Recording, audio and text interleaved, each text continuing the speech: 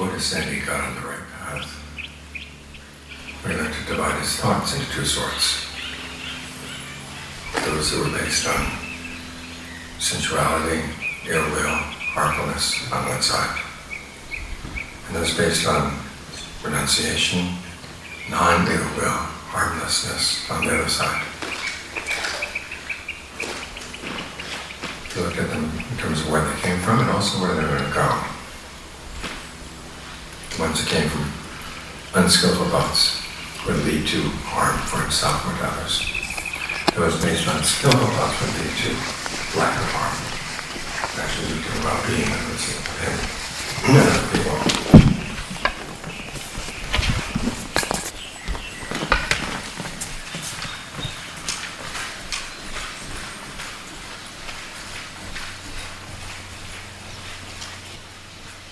And then he gave the image of a cowherd.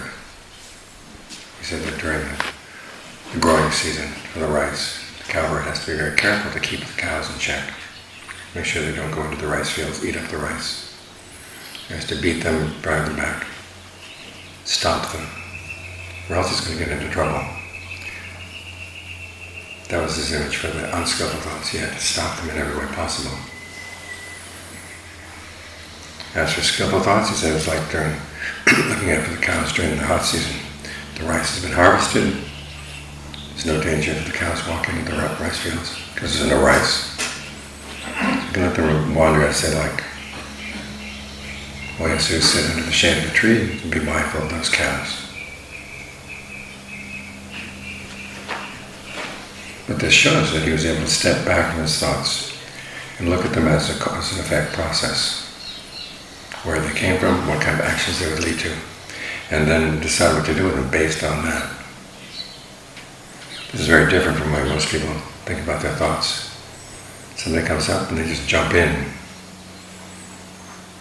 They're inside the thought, and then they go wherever it's going to take them. And the main thought is, this is going to be entertaining, is this interesting? Sometimes they think about whether the thought's useful. But a lot of times it's just for the sake of giving the mind something to think about, keeping it occupied.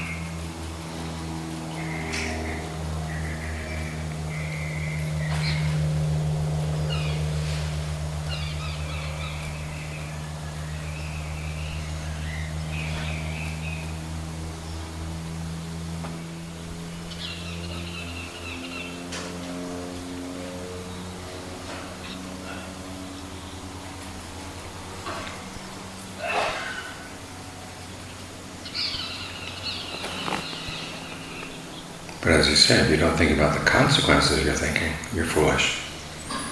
Because after all, the mind is the big force in life. Everything falls on the choices of the mind. So you want to be really careful about what you choose to think about.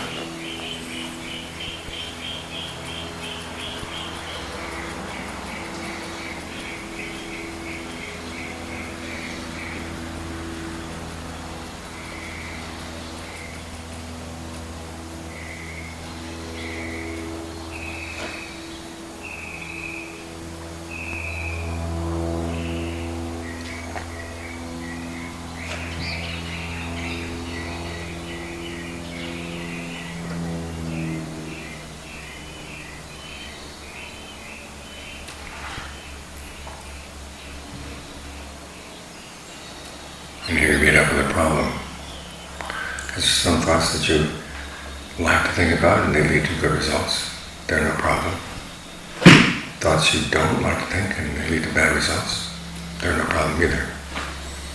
The ones that are difficult are the thoughts that you'd like to think about but will lead to bad results down the line.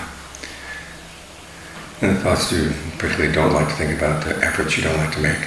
but will actually give rise to good results if you follow through with them. Those last two ones, the Buddha said, are a measure of your discernment, measure of your wisdom. Because you've got to learn how to make yourself want to think the things that are skillful, even though you may not like doing them, and want to stop doing things that are unskillful, even though you may like them. Wanting here is important. As the Buddha said, all things come from desire. In other words, desire in and of itself is not a bad thing, but some desires are skillful and some are not. Then you have to learn how to distinguish between the two, and then cultivate the desires that will be skillful, and say no to the desires that will not. You have to teach yourself to want to do what's skillful. This is an important part of right effort. What the Buddha calls generating desire. It's a matter of your motivation.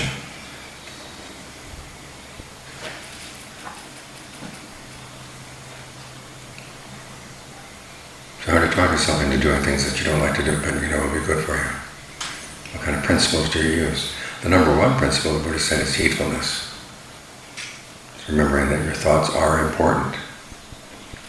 Just because other people don't know what you're thinking doesn't mean they don't have consequences, your thoughts.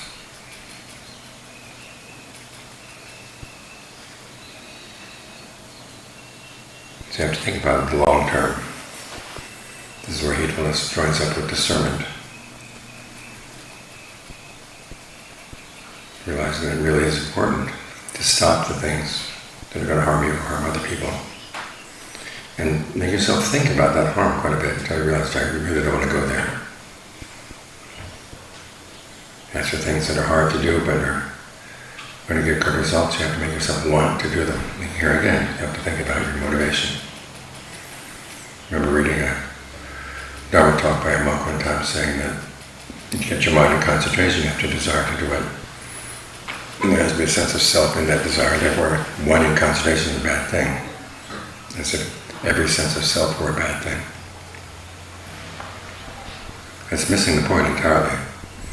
First, you have to learn how to use your sense of self carefully, skillfully.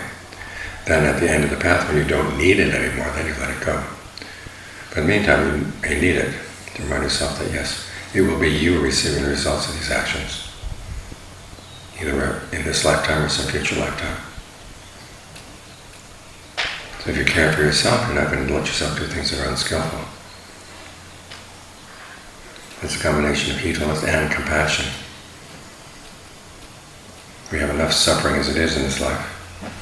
Do you want to add more? Some people feel, well, I've made a lot of merit. I can afford to have a little bit of unskillful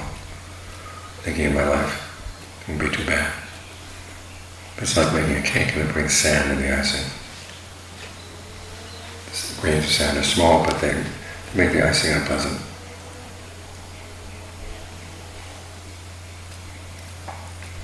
Another way of motivating yourself is a sense of shame. Think about what would the Buddha think if he were watching you. This is called a healthy sense of shame. We hear so much about how shame is bad for people. That's unhealthy shame. The shame that's the opposite of pride. The Buddha actually does have you take pride in your practice. But he also has you take a sense of shame, which is the opposite of shamelessness. The attitude you don't care what other people think. You should care what wise people think. Think of all the trouble the Buddha went to. Starving himself practically to death. He was that earnest in finding the path. Then once he found it, he could have spent all this time just enjoying the bliss of awakening. But he realized the best thing he could do with this time would be to set forth the Dhamma and the Vinaya. And so for 45 years, even up until he was 80 years old, he was still walking around India, teaching everyone who wanted to read and taught. Think of all the effort he went through. So that we now and thousands of years later could still practice the Dharma. It's an amazing accomplishment. And we should respect him for his intentions to set forth the Dharma and the Vinaya well. So are you going to throw it away? Are you going to neglect it? Have a healthy sense of shame.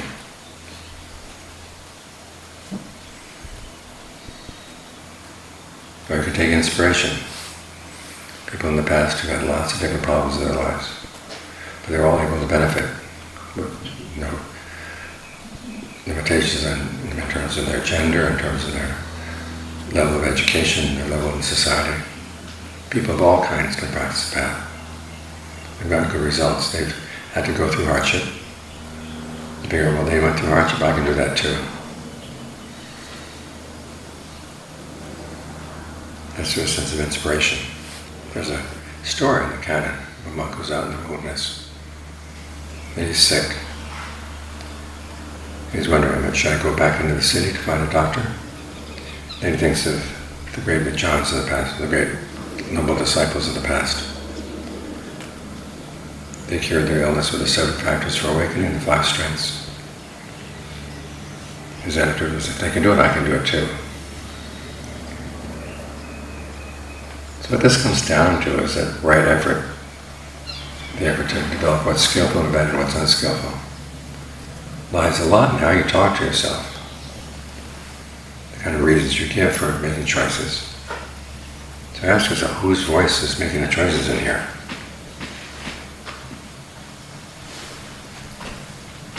When the Buddha was on his path to awakening, there were times when Mara would come and whisper into his mind. He recognized, well, this is Mara. This is not me. He was able to divide himself out of those voices in his mind. And John Lee gives the analogy, saying that you have all kinds of other consciousnesses in your body. There are all the different worms and germs in your body.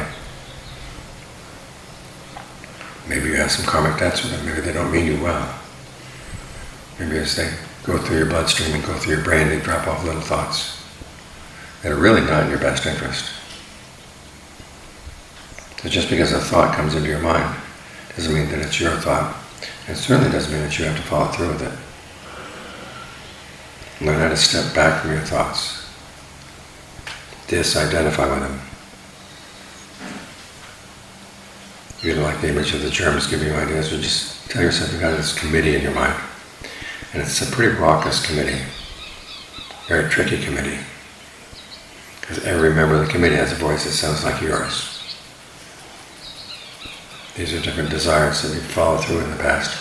And whether they were skillful or not, you've been collecting them. It's as if you've collected every animal you've met on the street. Some of them mean you well, some of them are not all that grateful to you. Some brought happiness or what you thought was happiness in the past, and so you kept them on. Because you haven't really noticed things carefully. So just because a thought comes to your mind doesn't mean it's yours, or that it means you well. Learn how to step back from your thoughts, disidentify with them, and then look at them. Which ones are going to be the skillful thoughts that will actually encourage you to be skillful in your actions, and which ones will be the opposite. Encourage the former, discourage the latter.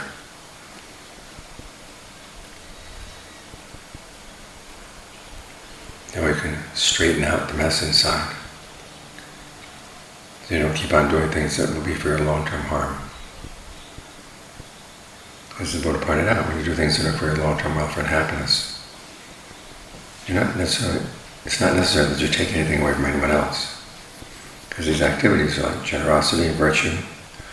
all the skills you develop through meditation. Those cause harm to no one. And those are all paths that's open to us all the time. That's something you should always remember, that regardless of how difficult things are, there's always a skillful way of acting, a skillful way of speaking,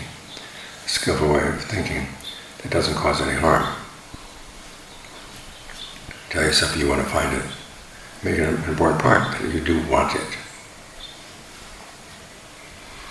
Because an important part of discernment is wanting.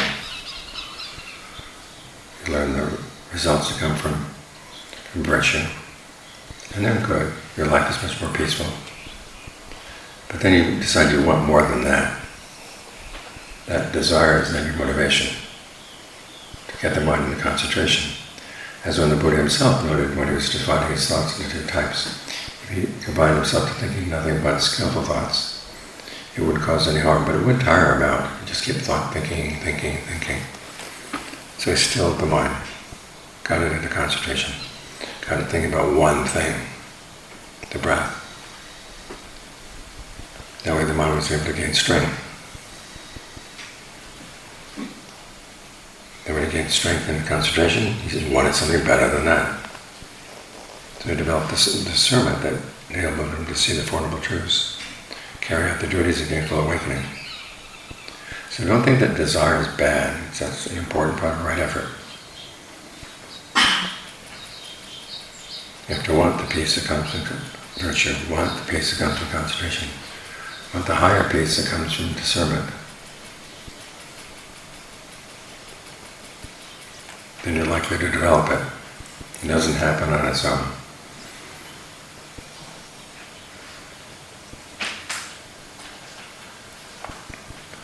So remember that the important part of right effort is making sure you want the right things. And to make yourself want to want the right things.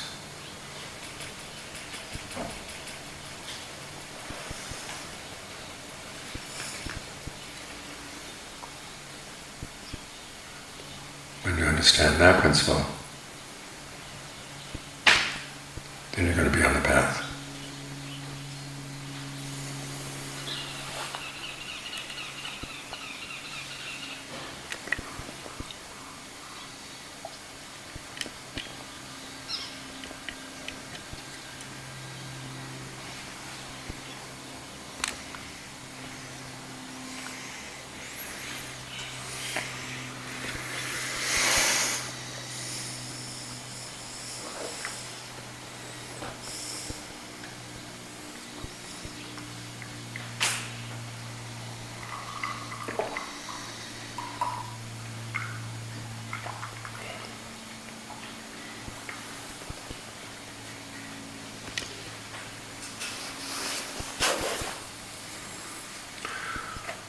พระพุทธเจ้าของเราเคยบอกว่าท่านได้พบหนทางที่ถูกในเมื่อท่านจะแยกความคิดของท่านออกเป็นสองประเภทประเภทหนึ่งเป็นความคิดที่ประกอบด้วยกามด้วยการปองร้ายด้วยการเบียดเบียนฝ่ายหนึ่งอีกฝ่ายหนึ่งความคิดที่เป็นไปเพื่อเนกขัมมะความออกจากกามเพื่อไม่เบียดเบียนเพื่อจะไม่ปองร้ายใครประเภทแรกนั้นต้องดี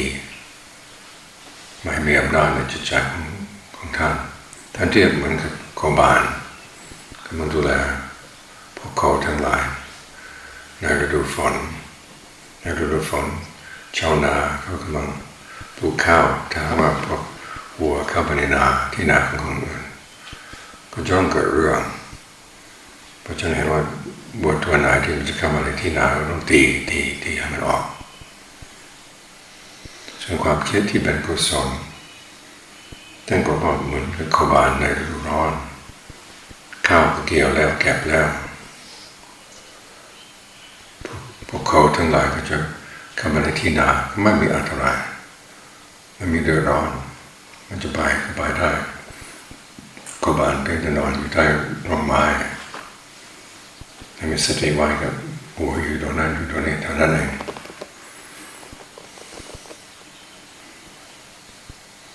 ก็ต้องรู้จักแยกตัวท่านออกจากความคิดที่ความคิดผุดขึ้นมาในจิตใจของท่านถ้าไม่ได้เท่าว่าจำเป็นต้องคิดแต่ถ้าไม่ได้เข้ามาในความคิดนั้นท่านแยกตัวออกมาดูว่าความคิดแบบนี้มาจากไหนแล้วมันจะไปไหนหมายความว่ามันออกจากสภาพจิตแบบไหนออกจากกิเลสหรือจิตที่ไม่เป็นกิเลสแล้วถ้าทำตามมันจะมีผลยังไงบ้างข้อนี้สำคัญมากคือคนเราสมมติว่าความคิดอะไรพูดขึ้นมาในจิตใจของเราเข้าไปในนั้นมันเป็นโลกอีกโลกหนึ่งถ้ามันปรากฏขึ้นมาพับเราเข้าไปเลยเล่นบทบาทนั้นจนมันหายไปแล้วก็เอาความคิดอื่นเข้ามาพูดขึ้นมาแล้วเข้าไปจะเรียกว่าพบบางทีก็ทำทั้งวันที่เราไปเชื่ออะไรพบไม่ได้หมายถึงว่าเฉพาะตายจากโลกนี้ไปโลกอื่นที่ยิ่งจิตใจของเรามันอยู่ในโลกของตัวเองโลกทั้งหลาย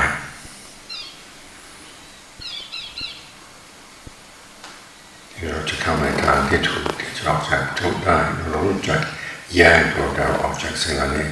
เขาจะปรากฏขึ้นมาในจิตใจของเราไม่เข้าไปในนั้นในใจของเราให้ความสนใจของเราเป็นเอกเทศมองที่มาที่ไปของเขา จะรู้ว่าสิ่งไหนที่ควรคิดไม่ควรคิดที่นี่เป็นปัญหาอยู่ที่ว่าบางสิ่งบางอย่างเราพูดขึ้นมาในใจเราอยากจะทำอย่างนี้อยากจะทำอย่างนี้บางสิ่งบางอย่างเป็นสิ่งที่เราชอบทำให้ผลเป็นสุขก็ไม่ยากนึกอยากทำก็ทำไปเลยไม่มีอันตรายบางอย่างเราไม่ชอบทำไม่ชอบคิดเพราะมันให้ผลเป็นทุกข์มันไม่ยากอีกเราจะไม่ทำเราจะไม่คิดที่ยากนะสิ่งที่เราชอบทำชอบคิดแต่ว่าจะให้ผลเป็นทุกข์กับที่ไม่ชอบทำไม่ชอบคิดแต่ว่าจะให้ผลเป็นสุขในระยะยาวสองอย่างนี้ท่านบอกว่าเป็นที่วัดปัญญาของเราก็ต้องมีอุบายในการพูดกับตัวเองชักจูงตัวเองให้เกิดฉันทะในทางที่ถูกอยากจะพ้นจากสิ่งที่เราชอบทำแต่ให้ผลเป็นทุกข์อยากจะทำสิ่งที่เราไม่ชอบทำแต่ให้ผลเป็นสุขที่ว่าต้องรู้จักสั่งสอนตัวเองให้คิดในระยะยาวคนเราสามารถไม่ค่อยคิดยาวไปเท่าไหร่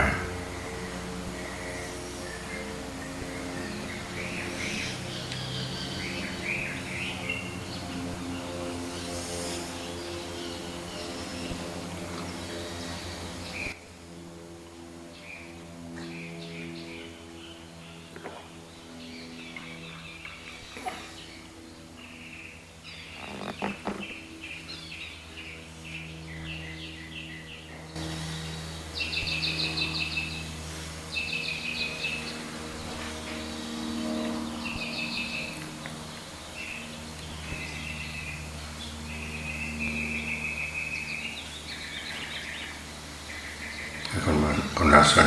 มากก็ไม่ค่อยจะคิดถึงระยะยาวเท่าไหร่เราแค่สั้นๆนึกอยากคิดนึกอยากทำก็ทำไปเลยปัญญาของเรายาวหางอื่นก็แทบจะไม่มีเลยต้องฝึกจิตใจของเราต้องใช้ปัญญาในการปลุกใจของเราให้นึกอยากทำในสิ่งที่ควรทำให้นึกไม่อยากทำในสิ่งที่ไม่ควรทำเราเอาหลักอะไรบ้างหลักใหญ่ใหญ่ท่านบอกว่าเป็นความไม่ประมาทในคนประมาทก็ไม่สนใจระยะยาวเอาปัจจุบันนี่แค่นี้ก็พอแล้วสุขในปัจจุบันก็พอแล้วจะดีจะช่วยไงช่างหัวมันนี่เรียกว่าประมาทที่ไม่ประมาทเราก็นึกถึงผลระยะยาวจนเกิดความขยายในสิ่งที่จะทำให้ความทุกข์ในผลระยะยาวจะไม่อยากทำแล้วถือว่าเรามีทุกข์พอแรงอยู่แล้วกันนี่เรื่องอะไรจะเพิ่มทุกข์ให้อีกอย่างนึงใช้กรุณานึกสงสารตัวเองสงสารผู้อื่นเราจะเกิดมาเป็นมนุษย์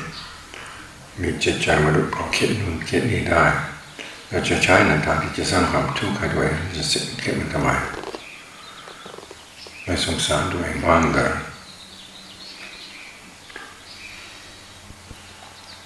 อีกอย่างนึงคิดละอายแต่พระพุทธเจ้าแสวงหาโมกขธรรมแทบเป็นแทบตายก็จะได้ผลได้หนทางที่ถูกใช้เวลาเป็นปีๆพอได้มาแล้วที่จริงมีเศษที่จะอยู่สวยมีที่สุดไม่ต้องไปสอนใครไม่ต้องไปลำบากกับใครท่านมีจิตใจต่อสู้เห็นว่าธรรมะนี่เป็นสิ่งที่ล้ำค่าเราจะสอนให้คนทั้งหลายที่เราพอจะได้ผลบ้างตั้งธรรมวินัยไม่ใช่เฉพาะคนในสมัยนั้นพระพุทธเจ้าบางองค์ท่านไม่ได้ปัญญานะวินัยไม่ได้ปัญญาประสูติเรียกว่านั่งภาวนากันจะบอกกับพระที่อยู่ด้วยกันนะว่าโยมที่อยู่ด้วยกันให้ทำใจนี้นะอย่าไปมองตรงนั้นนะให้มองตรงนี้นะก็ได้ผลดีในชาตินั้นคนรุ่นนั้นและรุ่นต่อไปธรรมะของท่านก็จะหายไปท ที่นี่พระพุทธเจ้าของเราท่านใช้ธรรมะของท่านอยู่ระยะยาวท่านจึงต้องลำบากสอนพระสูตรให้คนเขาท่องได้จำได้ตั้งทุกวินัยเป็นข้อๆไปเลยบางทีเราอ่านในวินัยก็ต้องเหนื่อยแทนท่านพยายามตั้งธรรมะวินัยเป็นไปเพื่อความสุขของเขาแต่เขาทั้งหลายทั้งพระทั้งภิกษุทั้งภิกษุณีทำนอกเรื่องนอกราวมันเยอะแยะไปเราคิดว่าตัวเองฉลาดท่านก็ต้องตั้งขึ้นมาอีกตั้งอีกจนเป็นพันข้อหมื่นข้อเขายังว่าได้ท่านก็ลำบากนี่ท่านลำบากแล้วพระธรรมของท่านยังคงอยู่จนทุกวันนี้ที่นี่เราทำแบบไม่สนใจไม่ทำให้มันสมคุณค่าของธรรมะมันน่าเสียดายไหมน่าละอายไหมคิดอย่างนี้ได้เราก็จะกระตือรือร้นอยากจะทำ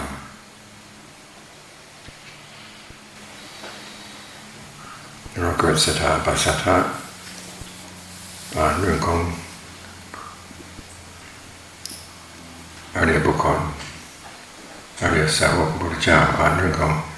ครูบาอาจารย์ท่านสาวกป่าท่านลำบากยังไงแต่ท่านต่อสู้ได้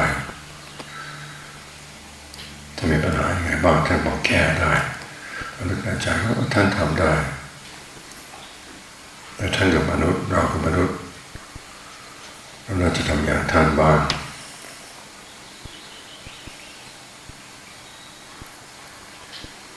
อย่างมีในพระสูตรพระองค์นั้นออกปริป่าพายาคาคือป่วยขึ้นมาไปถามตัวเองว่าจะเข้ามาในเมืองไหมจะหาหมอไหมไปเที่ยวมานึกถึงพระสาวกของพระเจ้าท่านเป็นโรคอะไรท่านก็ใช้ผู้ชงรักษาบ้างใช่อินทรีย์ใช้พละ5 บ้างพระองค์นั้นเลยตัดสินใจจีบาแล้วก็จะเอาธรรมะมารักษาโรคของท่านด้วยศรัทธาเพราะฉะนั้นวิธีการปลุกใจของเรามีหลายอย่างด้วยความไม่ประมาทด้วยความเอ็นดูกรุณาด้วยความละอายด้วยความปัสสัทธะแล้วแต่อันไหนจะได้ผลแล้วก็ใช้นั้นได้ก็สำคัญก็ให้รู้จักปลุกความอยากไม่ใช่ว่าความอยากจะเป็นสิ่งที่ไม่ดีตลอดไปความอยากบางอย่างสร้างทุกข์ได้ความอยากบางอย่างก็เป็นส่วนหนึ่งของสัมมาวิมุตติความเพียรชอบอย่างเรารักษาศีลเห็นมันมีผลดีอย่างนั้นอย่างนี้คิดขึ้นมาจะเป็นดีวันนี้เราก็เอานั่งสมาธิไปยอมลำบากเพราะมันจะต้องได้ความสุขที่มากกว่านั้นพอได้ความสุขจากสมาธิเกิดความอยากจะได้ความสุขที่เกิดจากปัญญาเป็นขั้นไปอาศัยความอยากเท่านั้นท่านบอกว่าทำทั้งหลายแหละทั้งอกุศลธรรมทั้งกุศลธรรมจะมีความอยากเป็นมีความอยากเป็นรากเหง้ามีอยู่สิ่งเดียวในโลกที่ไม่ได้เกิดจากความอยากนั้นคือพระนิพพานแต่ทางที่จะไปพระนิพพานนั้นเราต้องอาศัยความอยากเหมือนกันหลวงปู่ชาเคยตั้งปัญหาขึ้นมาไปตลาดไปซื้อมะพร้าวลูกหนึ่งข้ามามีคนมาถามอ้าวแถวมะพร้าวทำอะไรบอกว่าจะไปทำแกงเนี่ยเปลือกมะพร้าวจะทำแกงด้วยเด้อเปล่าแล้วจะเทมันทำไม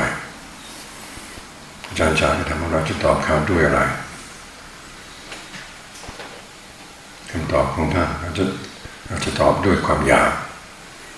เราจะเกิดปัญญาเพราะเราอยากต่อให้มันสัจจะ เขาถามยศแบบนี้เราก็ต้องตอบให้ถูกก็ความอยากขึ้นมาเราจริงๆก็ปัญญาขึ้นมาได้เพราะว่ายังไม่ถึงเวลาพอถึงเวลาจริงๆแต่ยังไม่ถึงเวลา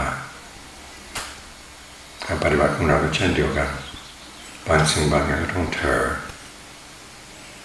เสียนบ้างรักษาสมาธิบ้างคนคิดจนเกิดปัญญาบ้างพอถึงที่แล้วจึงค่อยปล่อยวางไอ้คนที่จึงบอกมาให้ปล่อยวางได้เริ่มได้เลยคือมีคนมาบอกนะพระเจ้าสอนให้เราปล่อยวางเรื่องอะไรจะรักษาเสียนมันหนักที่ต้องเธอเรื่องอะไรจะทำสมาธิเรามีความรู้สึกว่าเรานี่ทำสมาธิแล้วคุณจะมีความรู้สึกว่าเราปล่อยวางให้เป็นธรรมชาติออกไปเลยปล่อยวางแบบนี้มันไม่มีหนทางเลย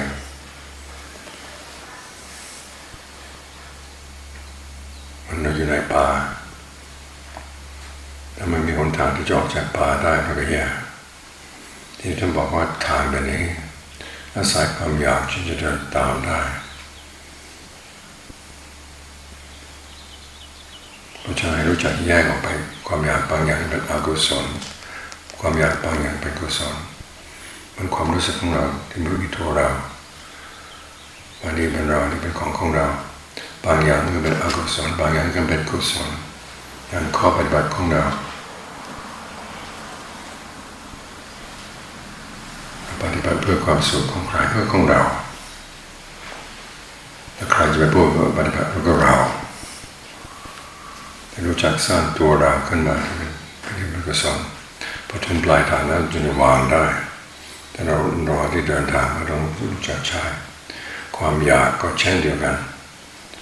พอถึงพระนิพพานแล้วก็ต้องวางได้ทุกสิ่งทุกอย่างยังเคยมีพราหมณ์คนหนึ่งก็ไปหาพระอนุนที่อยู่ในรามถามว่าที่ท่านปฏิบัติเพื่ออะไรพระอนุนก็บอกว่าก็ปฏิบัติเพื่อที่จะกำจัดความอยากข้อปฏิบัติของท่านเป็นยังไงที่จะถึงความหมดอยากได้พระอนุนก็ตอบด้วยอิทธิบาทสี่ข้อแรกฉันทะพระพราหมณ์ฟังแบบนี้ถ้าเป็นองค์การที่ไม่มีถึงจุดหมายจุดหมายปลายทางไม่ได้ เพราะอะไร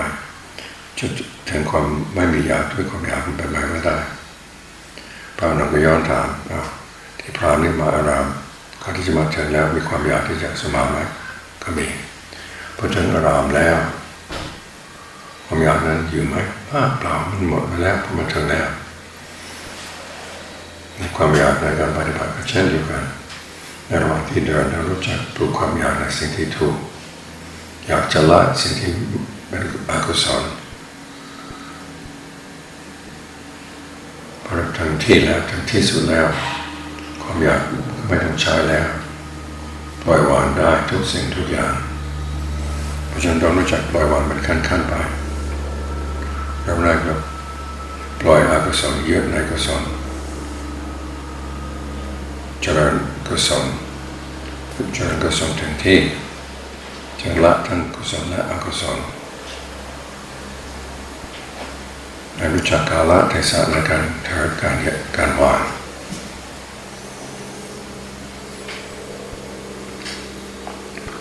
เราจะถึงปลายทางให้สมใจได้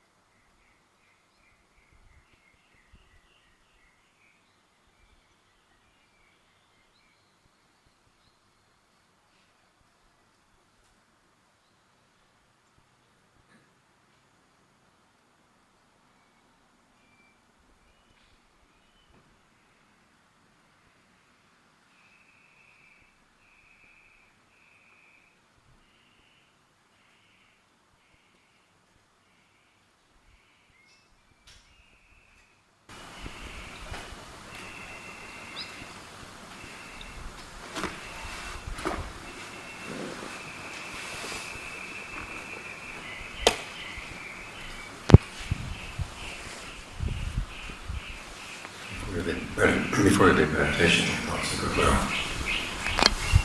Think of whatever sense of peace or well-being felt in the past session, dedicated to others. Either specific people you know are suffering right now, or all living beings in all directions. May you all find peace and well-being in our hearts. ก่อนที่จะออกจากภาวนาและแผ่เมตตาให้นึกถึงความสงบสุขที่เราได้รับในระหว่างที่ภาวนาอยู่นี้หรือที่ให้ผู้อื่นอยู่ที่แบบเจาะจงก็ได้อยู่ที่ทั่วไปก็ได้ไว้สรรพสัตว์ทั้งหลายทั่วโลกธาตุมีความสงบสุขทั่วหน้ากันเถิดส่วนผลบุญกุศลที่เราสร้างมามีใครอนุโมทนาเราก็ยินดียกให้เขาหมดยิ่งยกใครเขาของเราก็ยิ่งมาก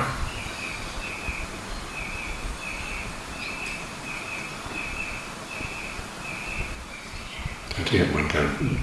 จุดเทียนเรามีเทียนจุดอยู่ในมือคนอื่นเขามีเทียนที่ไม่ได้จุดเราเอาเทียนของเราไปจุดเทียนของเขาความสว่างของเทียนของเราไม่ได้ลดลงความสว่างที่รอบตัวเรามากขึ้น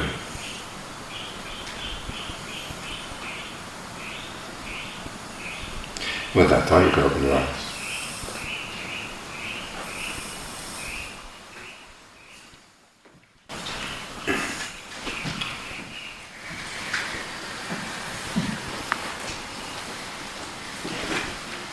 Any questions? มีคำถามไหมครับท่านอาจารย์คะท่านอาจารย์ขอท่านอาจารย์เมตตาวิธีที่จะป้องกันวัวเข้ามาในที่นาของเรา หรือจะมีวิธีไหนที่จะไล่วัวออกไปให้ได้ผลที่สุดเจ้าคะเมตตาตัวเองบ้างโง่ไปเกลียดเรื่องนี้แล้วมันจะได้ผลประโยชน์ยังไงบ้างแต่ถ้ามันเศร้าๆก็ทิ้งมันไว้สักพักนึง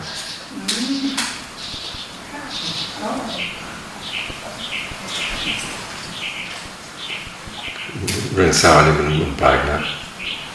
ถ้าไม่สะใจมันไม่หมด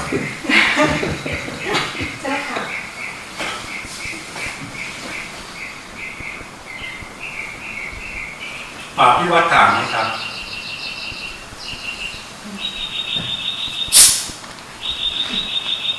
กราบนมัสการท่านอาจารย์มีปัญญาในธรรมหมายถึงอะไรปัญญาในอะไรในธรรมปัญญาในธรรมปัญญาในธรรมเอาไอ้ความฉลาดในการที่จะบอกตัวเองว่าที่เป็นอกุศลอย่าไปคิดอะไรต้องมีอุบายไอ้ปัญญาในทางโลกก็อย่างนึงปัญญาในทางธรรมก็อย่างนึงทั้งสองอย่างก็ต้องรู้จักใช้อุบายปัญญาในทางธรรมเพื่อจะลดละกิเลสปัญญาในทางโลกเพื่อจะเพิ่มกิเลส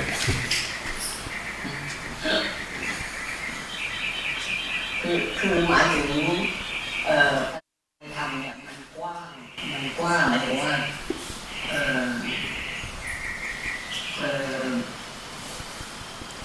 คือทำทุกอย่างที่จะให้พ้นทุกข์ปัญญาเพื่อความพ้นทุกข์ใช่แล้วทีนี้เราได้มาอย่างไรหมายถึงว่าเราได้มาจากการฟังบ้างการอ่านบ้างการคิดบ้างแล้วก็การภาวนาบ้างแล้วก็บางคนเนี่ยอาจจะมีแบบเพราะว่าในอดีตเขาทำบุญมาแล้วคือชาตินี้มันก็เลยอาจจะง่ายสำหรับเขาว่าเขาจะเห็นหมายถึงว่ากุศลและอกุศลคือเร็วกว่าคนอื่นแบบนี้แต่ว่าเป็นสิ่งที่อบรมได้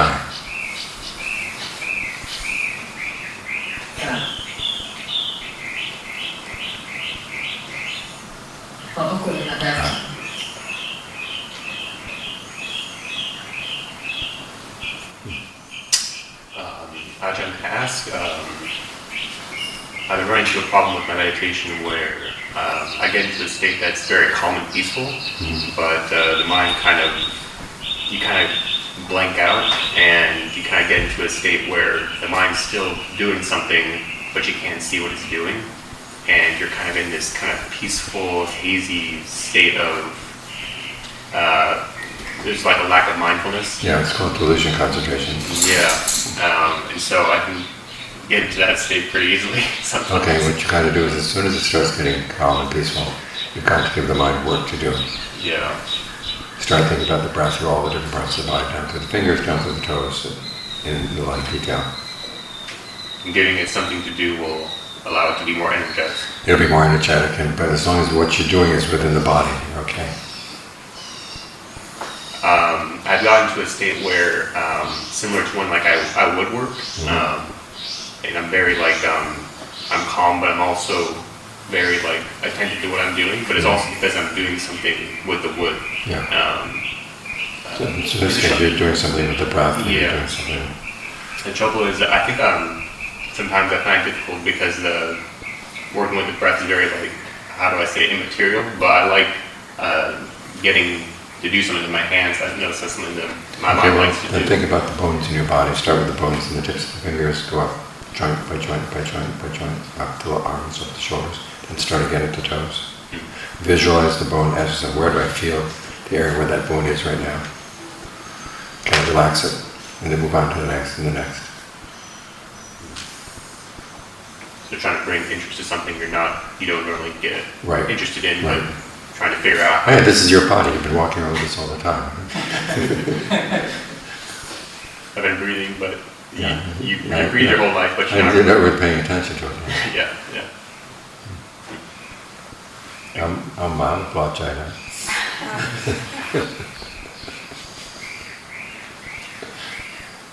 อาจารย์คะจะกราบเรียนถามถึงบทโพชฌงค์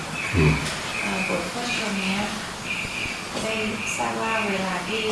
พระพุทธเจ้าป่วยใช่ไหมก็มีพระจุนทะท่านสื่อพระพุทธเจ้าท่านก็ค่อยยังช่วยเหลือหายจากอาพาธแล้วก็เวลาที่เราทราบว่าใครป่วยเราก็มักจะให้สวดโพชฌงค์ให้เขาด้วยโยมก็เคยเข้าใจว่าบทโพชฌงค์นี้เราสวดเวลาที่เราป่วยหรือเราสวดให้ผู้อื่นฟังเขาจะเข้าใจความหมายแล้วก็เขาก็จะค่อยๆพิจารณาธรรมแล้วก็คลายก็เหมือนกับหายป่วยแต่ในกรณีที่เราสวดให้แม่อยู่ที่นี่แม่อยู่เมืองไทยเนี่ยมันทำงานยังไงแม่หายป่วยแล้วเกิดคนที่ฟังก็ต้องเข้าใจแล้วก็ทำใจให้ตามด้วยมันจึงจะได้ผลแต่คนที่ไม่ได้ยินไม่ได้ฟังไม่ได้ฟังแล้วไม่เข้าใจเลยมันก็เสียงานละไม่ได้ไม่โยมก็เข้าใจประมาณนั้น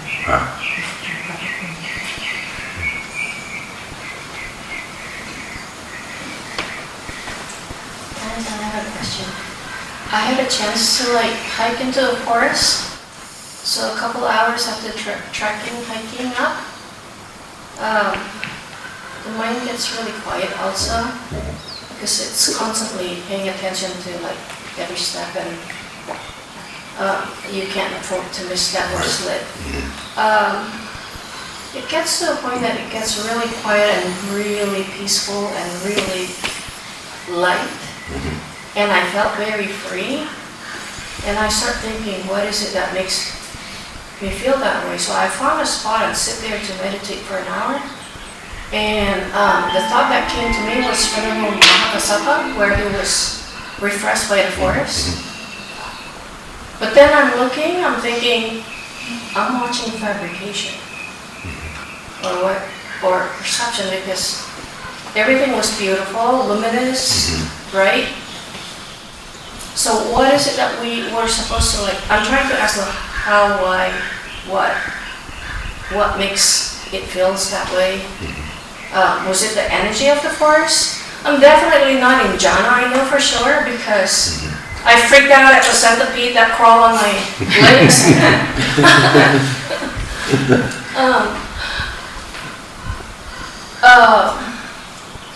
So what is it that you're Well, it's watching? that you're so involved in there's so much energy or placing and paying attention to what you're doing that you just don't have time to think about other things.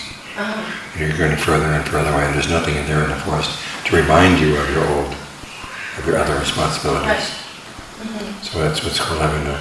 perception of wilderness or the perception of forest. It's holding your mind. It's more peaceful than all the perceptions you have when you're mixed up with human beings. Okay, so if you see the beauty of the forest, I mean, you're reminded of the four elements, whatever. It's all the same here or there or whatever, wherever. It's not what draws you, basically, right? Well, I mean, it gives your mind something to get engrossed in, so that you're not doesn't have any time to think about other things.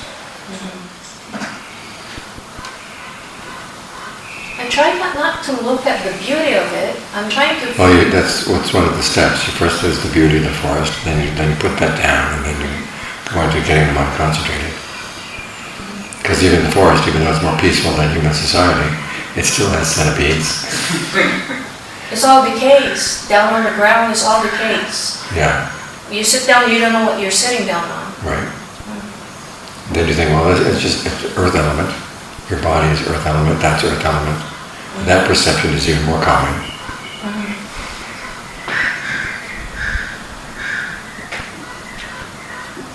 Try that the next time.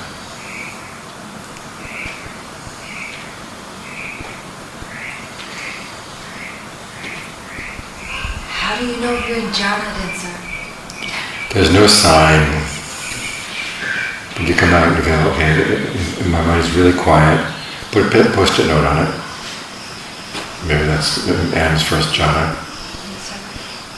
And then when you get to the part finally when the breath stops, you're sitting there perfectly still, but you're not breathing. Okay, you know that's the fourth jhana. Then you can rearrange the post-it notes. When I get to that, I feel like the breath ceases towards this, but then I remember it gets tight here, and I. No, you know your mind to be tight. That means you're forcing it to stop. But I consciously, I was conscious to not do that on my own. But I feel like it's come to that point. Well, there's something subconscious about it.